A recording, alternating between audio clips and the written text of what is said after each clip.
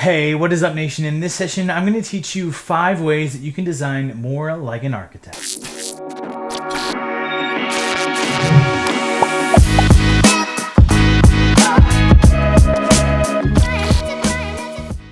The first thing that we're going to talk about is the idea of a concept. Now, a concept is something, if you go to architecture school, that you'll learn about pretty immediately. And a concept can be super literal or abstract.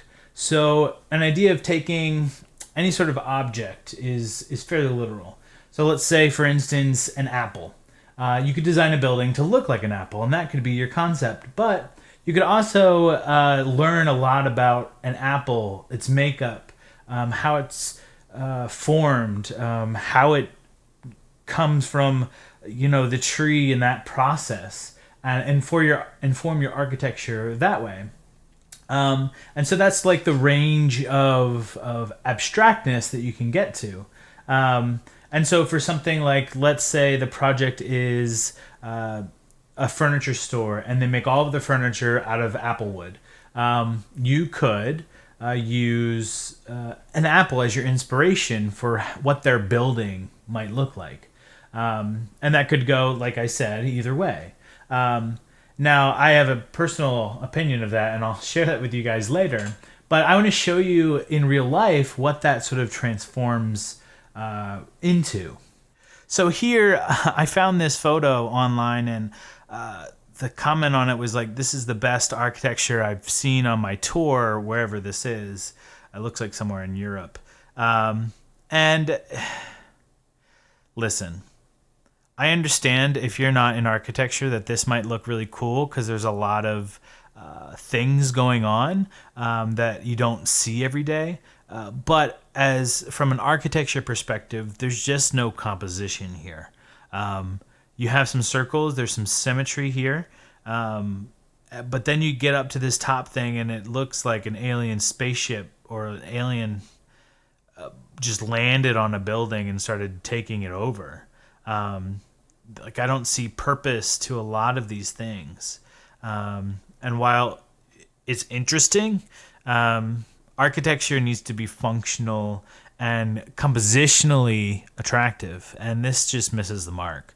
That's what I want to say about this. Let me know your thoughts in the comments below, but we're going to move on to the next one. Now, this is sort of what I was talking about before. This is a Longaberger, I think that's what how they say it, building. And the weaves in here make windows, which is kind of cool. But this is like a literal building that's a basket. So Longaberger, I'm pretty sure, makes baskets. And this is just a big basket that that somebody made.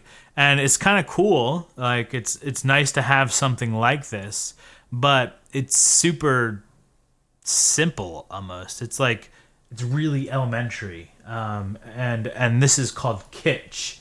It's where you like take something literal and make it literal. It's like being inspired by real things, but like not taking them that far. That's my layperson explanation of it. Google it if you really want to know the definition of kitsch. So there's that. And then this is one of my favorite projects. This is the Seattle Public Library.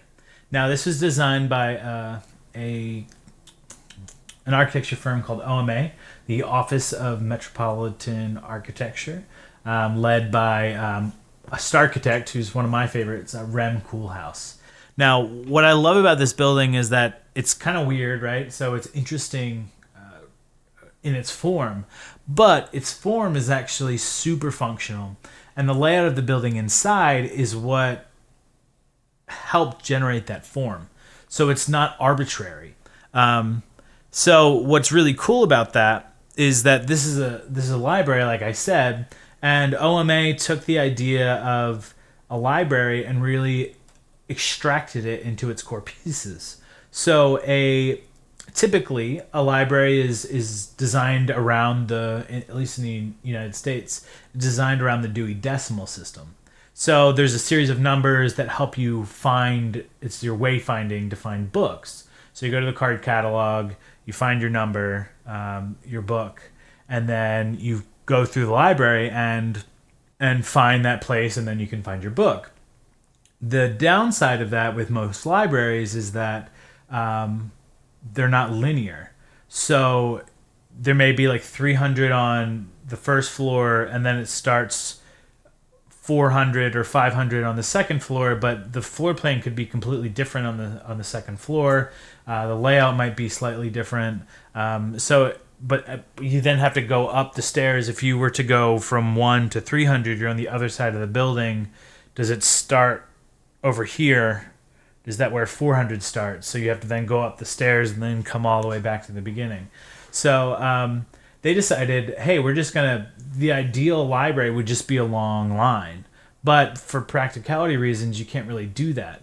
So what they did in this building is that they made a ramp that goes all the way up. So you can literally start from the beginning of the library and go all the way up to find your book. There are obviously places that you can stop and go up an elevator and get off at a specific floor. But that was like the idea behind that shaped the architecture.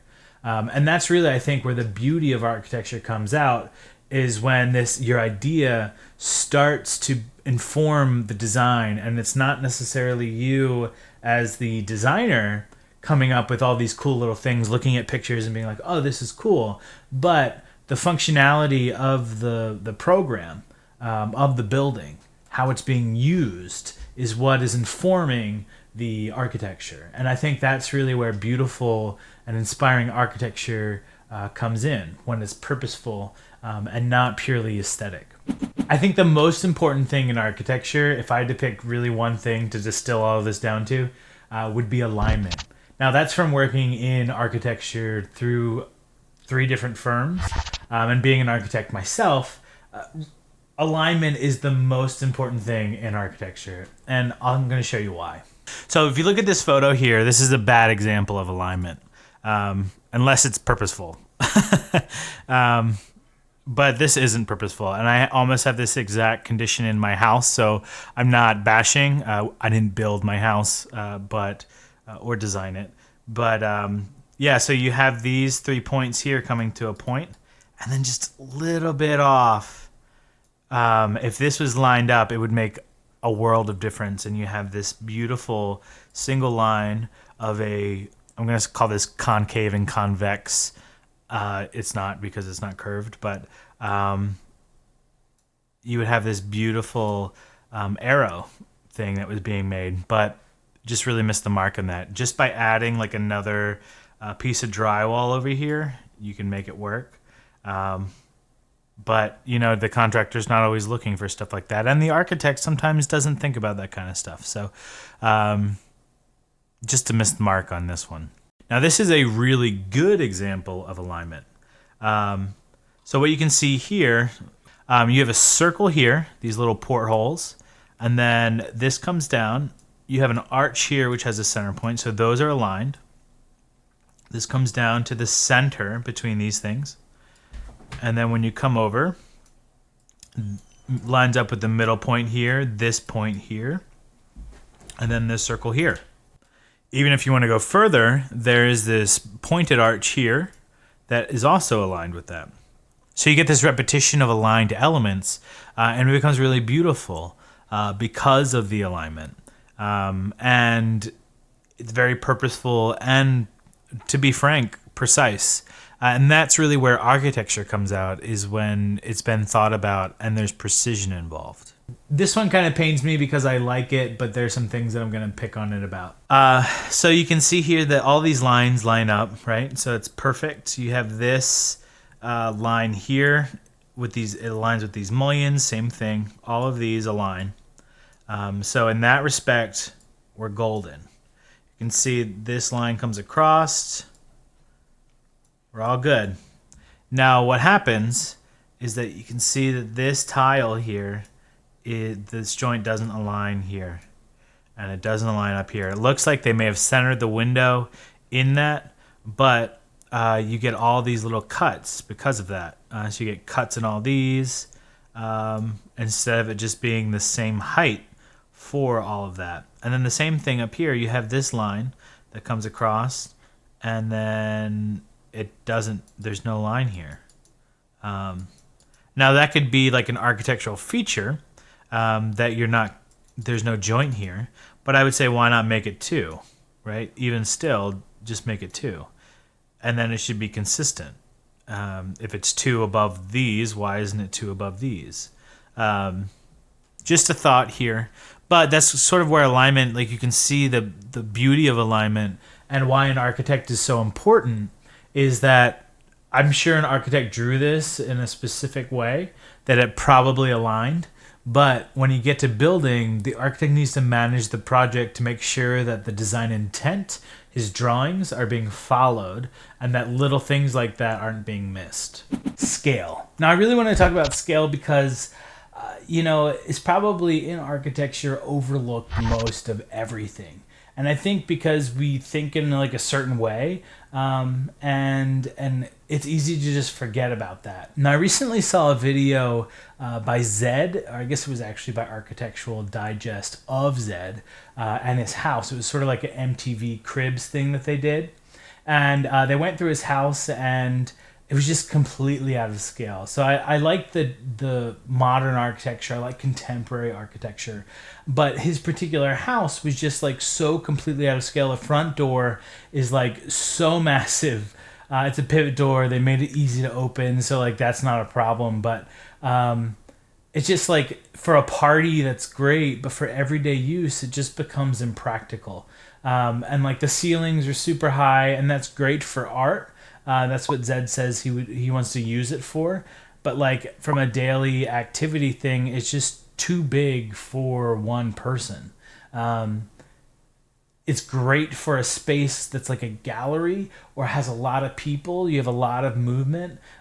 So you want space. You couldn't imagine going through a subway with low ceilings or like waiting at the train with a super low ceiling. And obviously that happens in a lot of cases, but it's not good design. You don't want people in public spaces to feel claustrophobic. You want them to be able to get air so that they're not breathing in each other's air because of a low ceiling. So just think about that kind of stuff when you design. Is this sort of a human scale, an intimate human scale that I want to be designing for? Or is it a more grand scale where you're looking at making huge architectural gestures? Just think about that in your designs. After alignment, I think the second most important thing in architecture is probably proportions. Now, that means a whole lot of different things, but to me, it's really a unification of alignment and scale in a geometric sense. So alignment is when things obviously align, and scale is the relationship to the user. And proportions are related to those two things. So alignment, but with proportions, things don't necessarily need to align, but they do have a relationship to each other. And that's really where they unify. Is it appropriate for the person? And then what size is it? Now, proportional to me is you have one side, and then is the next side, is it 2 times as long as that? Is it 3 times as long as that? Is it the same size? And I think when you start to develop these sort of like units or these measurements that show up over and over and over or have relationships to each other, that's when it becomes proportional. So for instance, if you look at the Parthenon in Greece, this is said to have the golden ratio. Now, I'm not going to really go too far into the golden ratio. You can find a lot of really good videos on the golden ratio. But there's a proportion that is going on here. So you can see that this top here is actually the same here. So there's this relationship that is made. You have this sort of like stepping, which is similar to this, right? So you have a square here. This square looks like it doesn't look like it's exactly this, but this is divided into 3s. And you probably have, if you were to divide this, it might be 4.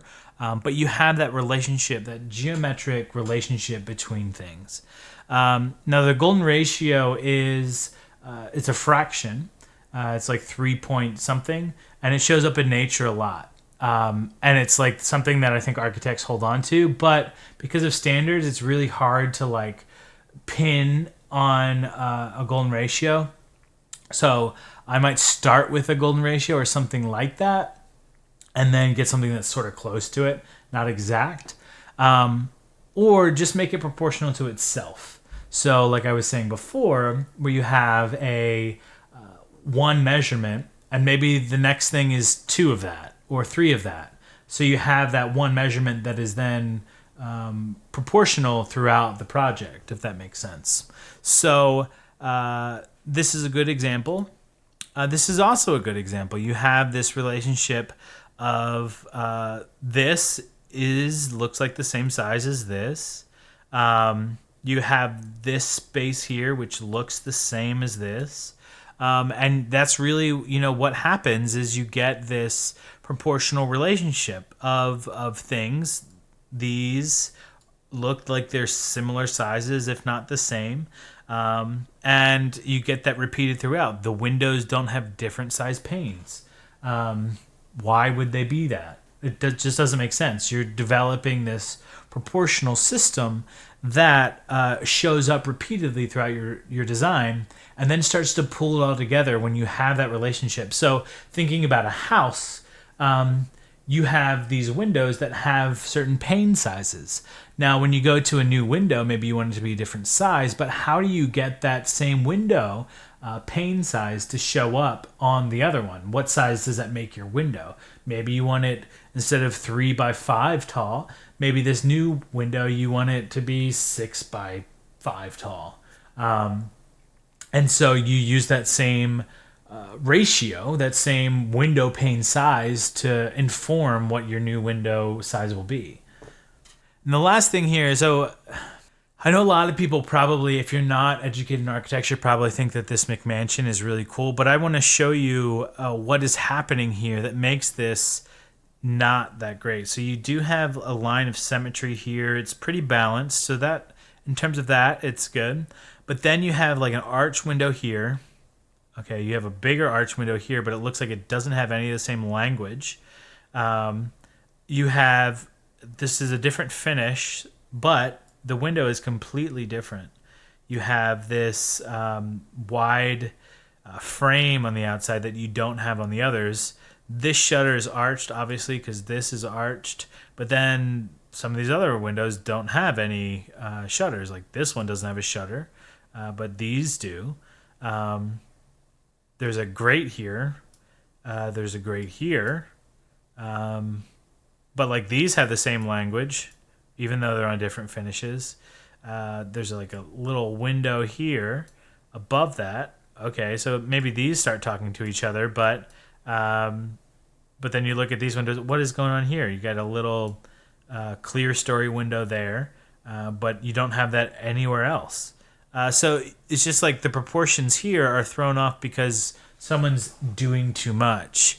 They're trying to add things to make it fancy, and it loses its continuity because you're trying to put everything in your toolbox into this project. And maybe for a developer or a contractor for this McMansion, that makes sense because they can charge you more money, and they may have like a ton of these windows, so they're not like spending more money, but they get premium price for the product. So this is like something to think about. Think about your proportions and how they relate to each other. And if you can set up a module that you can then use throughout the project, that's ideal. Like if I have 5 feet, and I know like if someone asks what this dimension is, I know it's going to be an increment of 5 feet or 2 feet or 3 feet or whatever I pick. And that just helps you as the designer remember things if it goes to construction, but also just visually helps tie everything together. Lastly, I want to talk about details. So details are like an architect's wheelhouse. A really good architect, you can tell by the quality of their details. So that's taking that concept we talked about earlier and really distilling it down so you can see that in the details. So here we have a detail. It looks like a shot looking up at some sort of screen that's over something.